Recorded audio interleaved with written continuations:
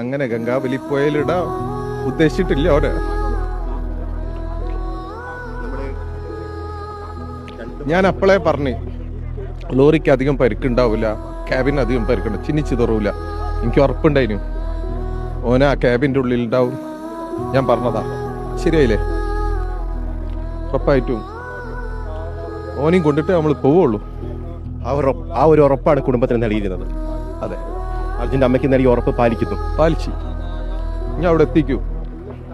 കഴിഞ്ഞ 2 മാസം വലിയ ത്യാഗം സഹിക്കേണ്ടി വന്നു. തീർച്ചയായിട്ടും ഈ തെരച്ചിൽ വീണ്ടും പുനരാരംഭിക്കുന്നതിന് വേണ്ടി മുട്ടാത്ത വാതിലുകളില്ല. ഇല്ല. ഒരു സാധാരണക്കാരനെ കൊണ്ട് എത്ര കഴിയും അതിന് പരമാവധി നമ്മൾ ചെയ്തു.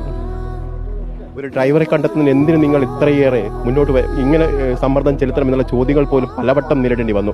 സോഷ്യൽ മീഡിയയിൽ തെറ്റായ പ്രചാരണങ്ങൾ നടന്നു. പക്ഷെ അതിനൊക്കെ അതിജീവിച്ചുകൊണ്ടാണ് ഇപ്പോൾ ഈ ഘട്ടത്തിലെത്തിയിരിക്കുന്നത്. അതെ, തോൽക്കാനുള്ള മനസ്സില്ല. എന്തായാലും ഓനെ കൊണ്ട് പോവുള്ളൂ. അത് ഞാൻ പറഞ്ഞതായിരുന്നു. ആ വാക്ക് അമ്മക്ക് പാലിച്ചു കൊടുത്തിട്ടുണ്ട്. അർജുൻ നമുക്കൊരു നഷ്ടം തന്നെയാണ്. പക്ഷേ നമ്മൾ കൊടുക്കുന്നൊരു സന്ദേശമുണ്ട്. ഒരാള് ഉറച്ചൊരു കാര്യത്തിന് ഇറങ്ങിയാൽ അത് സാധിക്കും. അതിൻ്റെ കൂടെ ആരുണ്ടായാലും ഇല്ലെങ്കിലും അത് സാധിക്കും. അത്ര ധൈര്യത്തിൽ നിന്ന, ആത്മവിശ്വാസത്തിൽ നിന്ന സാധിക്കും.